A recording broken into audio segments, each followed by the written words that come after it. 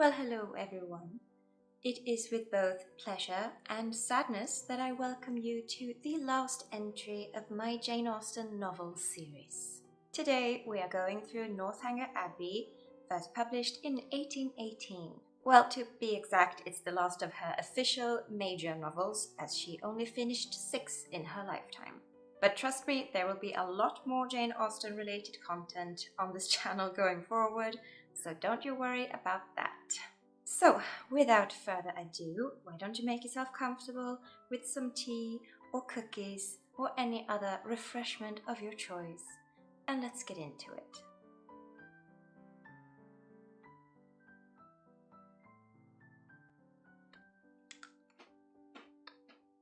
I haven't had these in so long. I forgot how nice they were.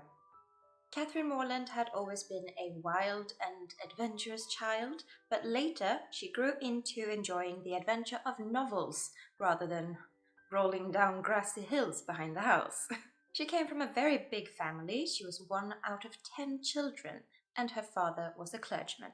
Their village was calm and quiet, and for Catherine, not that exciting.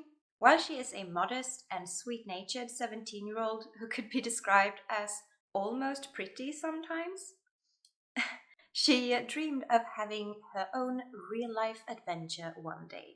That day finally came when Mr. and Mrs. Allen, who were family friends of the Morlands, decided to invite her to go to Bath with them.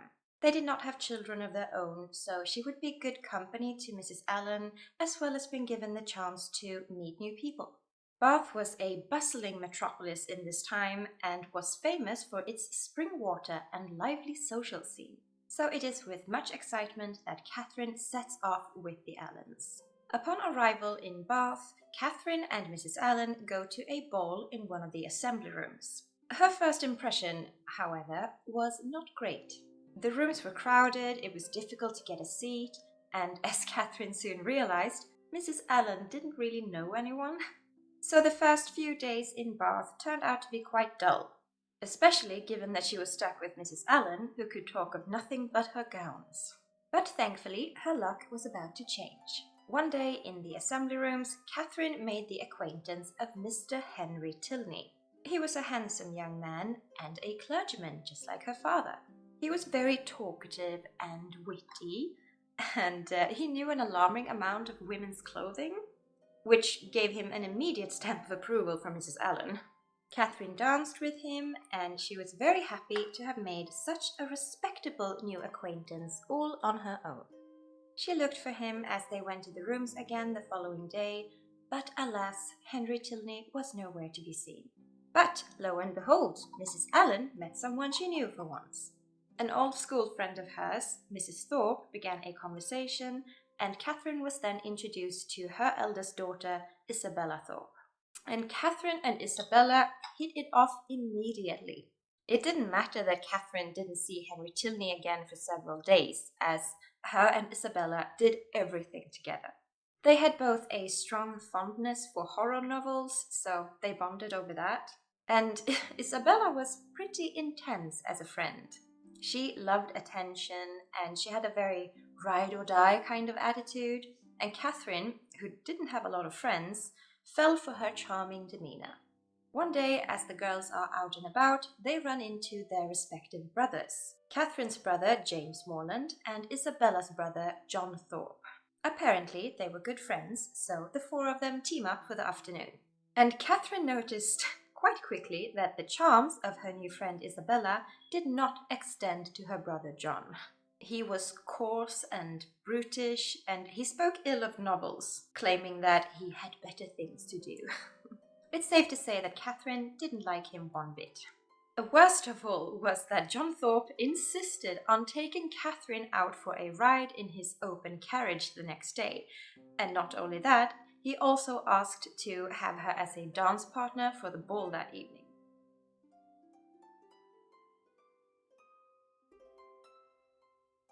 At the ball that evening, Isabella was quick to run off to dance with Catherine's brother James, and John, however, disappeared through the crowd to talk to a friend real quick. Haven't we all heard that at one point at least? And he stayed away for long enough for poor Catherine to feel neglected and ashamed for not having a partner at the start of the evening. And then, of course, like a knight in shining armor, Henry Tilney made a reappearance. He saw that Catherine was without a partner and asked her to dance, and she was mortified to have to decline because of John Thorpe. He came back eventually and finally took her up to dance. Afterwards, Catherine met up with Isabella again, who urged her to point out Mr. Tilney to her. "I die to see him," she said, but she forgot this excitement very quickly. Once Catherine had found her party again, Henry Tilney had already gone up to dance with another lady. She was, however, introduced to Miss Eleanor Tilney, Henry Tilney's sister. So the next morning, Catherine was determined to call on Miss Eleanor to further their acquaintance. But then, who should show up but John Thorpe? So she's forced to endure an outing with him in his carriage. And she has a horrible time. John Thorpe talks of nothing but his racing bets and hunting exploits, and is just quite disagreeable in general. Catherine had better luck the next day when she found Eleanor Tilney in the assembly rooms. Isabella was busy with James, so she had plenty of time to chat with her, and found out that both Eleanor and her brother will be at the next ball. So Catherine is very anxious about what to wear, as well as how to avoid John Thorpe. And once at the ball, she tried her best to hide from him, even pretending not to hear him when he spoke to her. Then finally Henry appeared and asked her to dance. She's saved. Catherine is all in a flutter as she's about to stand up with him, but then John Thorpe shows up.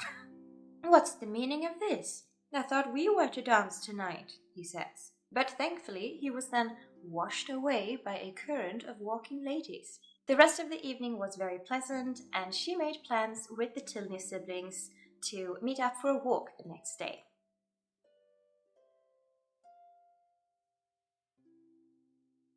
You would think that John Thorpe wouldn't be an issue anymore, but alas. Around the time when the Tilneys were supposed to come and pick up Catherine, she gets an unexpected visit from Isabella, James, and John Thorpe. They excitedly invite her to go on an outing with them to see Blaise Castle, which Catherine finds intriguing. She's a hopeless romantic in regards to old buildings, which I can highly relate to. But she tells them no, that she has plans with the Tilneys. John Thorpe then says, "Oh, I saw them drive past us in the opposite direction. It looks like they're not coming." And so Catherine is persuaded, thinking that the rain earlier must have made them cancel their plans. So she gets in the carriage and they drive off. On their way out of the city, however, they pass the Tilneys walking on the street, seemingly to go and pick up Catherine. She urged John Thorpe to stop the carriage and let her out, but he laughed at her and made the horses go faster. Catherine then scolded him, but to no avail. He just claimed that the man he saw earlier looked just like Tilney. So the rest of the journey was stiff, to say the least. They didn't even reach Blaise Castle before the evening, so they had to turn back in darkness. Once back home, the Allens told Catherine that Henry and Eleanor Tilney had indeed called on her only minutes after she had left, so she went to bed that night very disappointed. The next morning, Catherine sets off towards the Tilneys' lodgings to explain what had happened. But when she announced herself to the servant, she was told that Miss Tilney was out. But then only shortly after, Catherine sees Eleanor leave the house with her father, and concluded that she must be really upset with her. Catherine then goes to the theatre that night, where she meets Henry Tilney. He was quite formal with her at first, but he warmed up as soon as she explained what had happened. He then told her that his sister wasn't angry with her at all, but it was their father who had stopped her from receiving visitors as they were just about to go out. So all is well and good, and they promised to take that planned walk someday soon. Catherine then noticed John Thorpe talking to Henry's father, General Tilney. So she asked him afterwards what their acquaintance was, and John Thorpe merely said that he had told the general that she, Catherine, was the finest girl in Bath, or something like that, and she couldn't help but feel a little bit flattered. The next day, Catherine was out walking with Isabella, James, and John Thorpe. Isabella was eager to try their outing again and suggested that they give it another go the following day. But Catherine had just made plans with Eleanor Tilney and would not reschedule, no matter how much Isabella nagged her. And Isabella was very manipulative. She tried all tricks of persuasion. She tried talking sweet to Catherine, and when that didn't work, she got angry and accused Catherine of liking Eleanor more than her. How hurt she was. And then she tried to fake cry, but Catherine stood her ground. Catherine suggested that they take one of the younger Thorpe sisters instead. But John Thorpe then said, "I only go for the sake of driving you." To which Catherine replied, "That is a compliment which gives me no pleasure." Love it. Sadly, John Thorpe had already turned away and missed this glorious remark. There was tension in the group until a couple of minutes later when John Thorpe returned. And he says that he had spoken to Eleanor Tilney and rescheduled Catherine's plans with her, so now Catherine was free to go on their outing. John Thorpe makes my blood boil. So, of course, Catherine gets furious and wants to run off to find Eleanor herself. And after being physically held back by Isabella and her brother, she eventually breaks free and hurries off. She sees Eleanor just as she's entered her lodgings, and she runs past the servant holding the door and enters the sitting room by herself. She found both Henry and Eleanor there, along with their father, General Tilney. She explained everything, and it was all set straight. Their plans to hang out the next day was unchanged.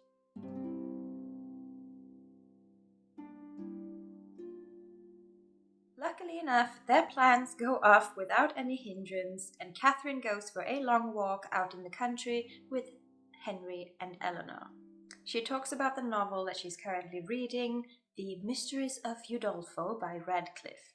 And she makes the assumption that Henry doesn't read novels. But Henry loves novels. And that is when he gives her the best quote of all time. "The person, be it gentleman or lady, who has not pleasure in a good novel must be intolerably stupid." It deserves to be repeated. Overall, Catherine has a great time with the Tilneys. They talk about books, history, and art, and just got to know each other better. The next morning, Catherine received a letter from Isabella, who urged her to come over to her family's lodgings as soon as possible. Once there, Catherine is met by the happy news that her brother James has proposed to Isabella. Now they just have to wait for his father, Mr. Morland's approval, and James had therefore gone home to his parents to break the news. Catherine was very happy for them and spent the rest of the day with Isabella in anticipation. James's letter came already the next day with the joyous news that his father had given his approval. Now they just had to wait for the particulars. And so followed another day of happy celebrations with Catherine and Isabella. Before Catherine left them that evening, she was caught in the hallway by John Thorpe. He spoke of how the whole marriage business wasn't such a bad idea, and, the two of them are really alike in personality. Things of that nature. Catherine gave him as vague and polite of replies as she was able, but she hurried off as she had been invited for dinner at the Tilneys. Once at the dinner, Catherine was disappointed of how Henry and Eleanor seemed very subdued compared to during their walk the other day. Their father, the general, was there as well, and he was very friendly with her, but something clearly felt off. The next time she met them in the assembly rooms, however, all was back to normal. Eleanor was very keen to speak to her, and Henry wanted to dance with her. The eldest of the Tilney siblings, Captain Tilney, had by that point also joined them in Bath. He didn't seem at all similar to his siblings in manners, as he was very full of himself. He had asked Isabella to dance with him, despite her having decided not to dance that night, but he was most insistent. Not that Isabella was very difficult to persuade. The next day, the second letter from James arrived, giving the details of their upcoming marriage. He would be given a living of 400 a year, but he would have to wait between 2 to 3 years before they could have it. meaning that they had a very long engagement ahead of them. Isabella was much distraught by this, and Catherine agreed that 400 a year was a modest living. But Isabella was quick to say that no, it wasn't the money. I hate money. It was the long wait that bothered her, as she loved him so dearly.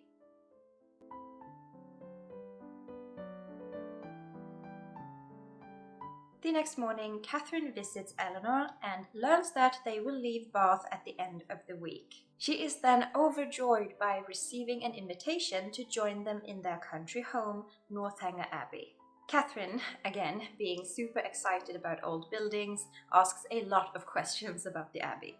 So a few days then go by without her seeing Isabella until she eventually went to the assembly rooms. They do some catching up, and Isabella says that she's got a letter from her brother John Thorpe, who is now in London. He had claimed that Catherine had been very encouraging to him as to his hopes and feelings for her, which came as a shock to Catherine. She denied ever having encouraged him and made it clear that she would never marry him. The two girls are then joined by Captain Tilney, and Catherine is immediately surprised by how he speaks to Isabella. There was obvious flirting going on, and she left them feeling confused and a little jealous for her brother's sake. The following few days, Catherine kept a close eye on Isabella and didn't like at all what she saw. James was back in Bath now, but Isabella gave him hardly any more attention than she did Captain Tilney, and this was her fiancé. So it was very worrying, and she speaks to Henry Tilney about it. But he says that he can't do anything. His brother knows that she's taken, and he's just flirting with her. It's not right, but he will return to his regiment soon, and that will be the end of it.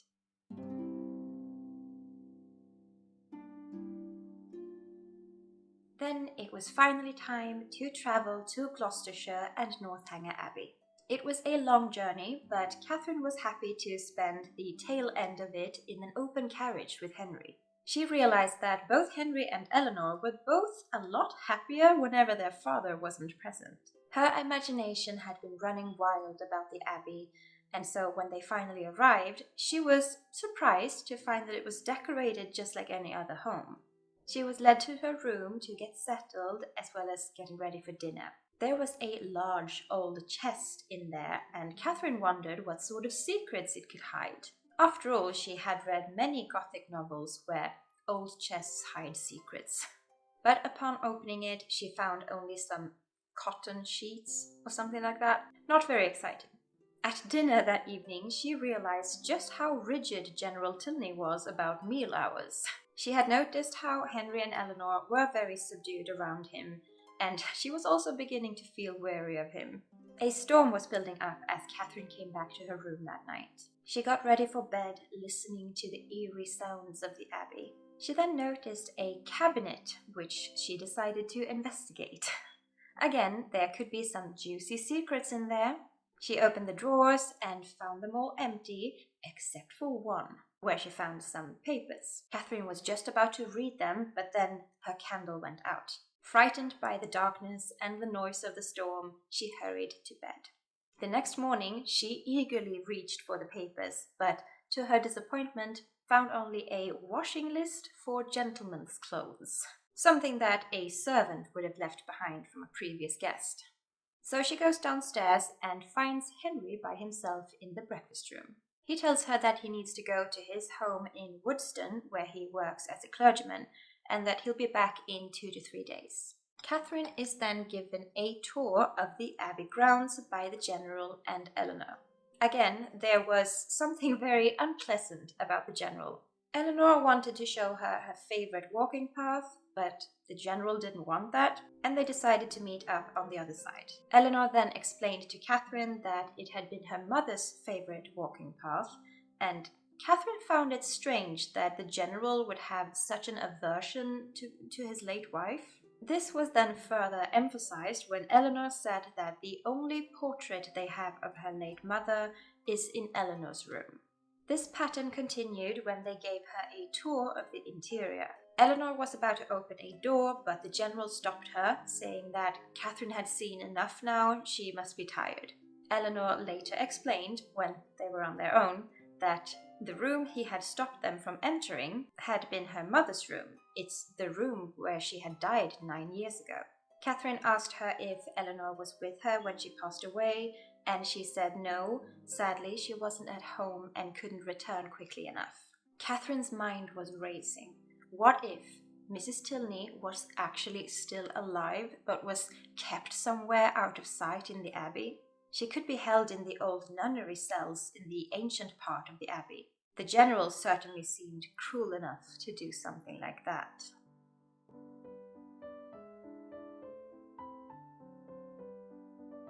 Catherine decided to go and explore that part of the abbey on her own, but the next day was a busy day with Eleanor. She showed her the portrait of her mother, but the general discovered them and got angry, so Catherine fled to her room. Then they had some visitors, so it wasn't until later that Catherine was by herself. She then decided to go to the late Mrs. Tilney's room and just look around for a bit. But when she left it, she stumbled upon Henry, who had just returned. She was startled by his sudden appearance, and he asked her what she was doing there. So she explained that the general had stopped her and Eleanor from entering that room earlier. She admitted to Henry that she wondered whether the general had not been very fond of his wife, and given her sudden illness and death, sort of implying that there might have been some neglect on his part. But Henry corrected her, saying that his mother had both himself and his brother present when she died, as well as several doctors attending her. His father had indeed loved her, but in his own way. Catherine felt very ashamed as she went to her room to get dressed for dinner. She cried and felt like she must have lost Henry's good opinion now because of her suspicions of his father. Thankfully for Catherine, Henry didn't seem like he was disappointed in her. In fact, at dinner that night, he gave her more attention than before, as if he knew that she needed the reassurance. She then made the decision to let go of her folly in fantasizing about hidden secrets at Northanger Abbey. On the 10th morning since her arrival, Catherine received a shocking letter from her brother James. It told of how he and Isabella were no longer engaged, that she had cast him aside for Captain Tilney. James was heartbroken, and Catherine was very much distressed. Once she was alone with Henry and Eleanor, she shared the letter with them, as it concerned their brother as well. They were very shocked that their brother would choose such a gold digger of a woman, but concluded that a marriage between Isabella and him was impossible. The general would put a stop to it. He would never accept a girl without a fortune for his son. This made Catherine worry for herself, as she had no fortune either and was in love with Henry. Shortly after this, the general planned a little day trip for him, Eleanor, and Catherine to visit Henry at his home in Woodston. And Catherine really liked Henry's parsonage, in particular the empty sitting room that Henry said was waiting for a woman's touch. Something like that. They played with the puppies, and in general, it was a lovely day for everyone.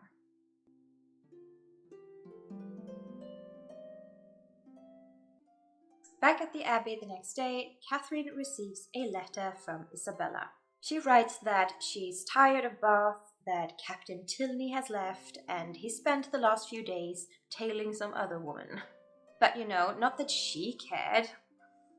She continued with expressing concern that there might have been some misunderstanding regarding James, and asked Catherine to write to him on her behalf and explain that he's the only man Isabella ever cared for. Catherine was repulsed by the letter and ashamed for ever seeing Isabella as her best friend, and so she decided that she would not answer her. The general then had to go to London for a week, and a blissful few days followed, with Catherine hanging out with Eleanor and Henry alone at the Abbey. The general's rigidity was such a dampener on everyone, and so his absence was very much appreciated. A couple of days later, Henry had to return to Woodston for a parish meeting, and so then it was just the girls. They had a jolly time by themselves and stayed in the dining room until 11 o'clock at night. As they were on their way to their rooms, the doorbell rang. Who could that be at this late hour? Eleanor went to check, and Catherine proceeded alone to her room. A little while later, Eleanor came to Catherine, and she looked pale and shocked. The unexpected arrival had been none other than the general himself, and he had given the order that Catherine was to leave them first thing in the morning. A carriage would be there to pick her up at 7 o'clock. And even worse was that he had refused to send a servant with her, meaning that Catherine would have to travel 70 miles on her own, which could be dangerous for a young woman. Her father had definitely seemed angry about something, but she didn't know what, and Eleanor was devastated by how he treated her friend. So the next morning, Catherine and Eleanor share a long, affectionate embrace, and Eleanor gave her some money so that she would be able to pay her way home. The journey was indeed long, but Catherine's mind was occupied with everything that had just transpired. She was especially curious about how Henry would react once he learned how his father had treated her.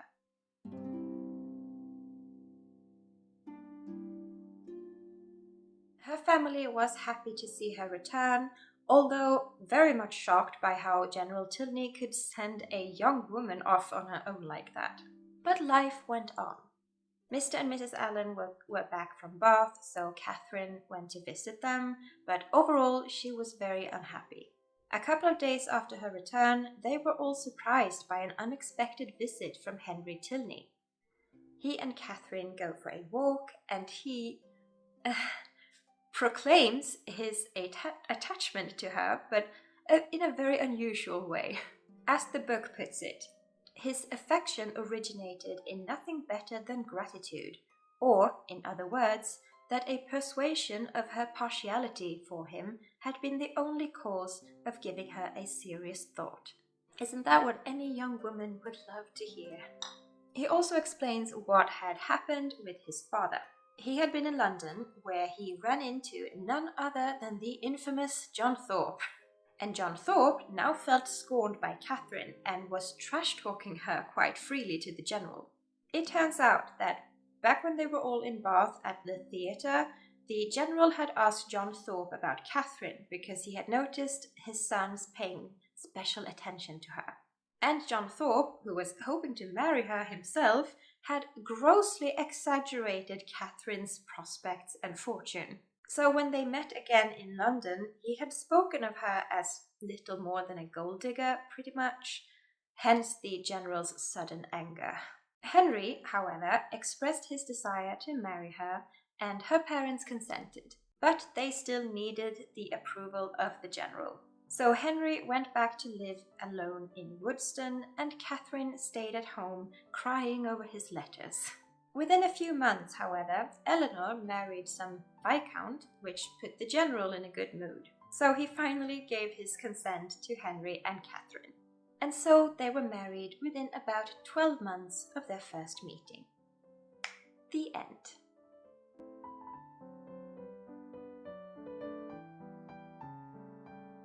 I really like that this book focuses on friendships a bit more than romance, in particular female friendships.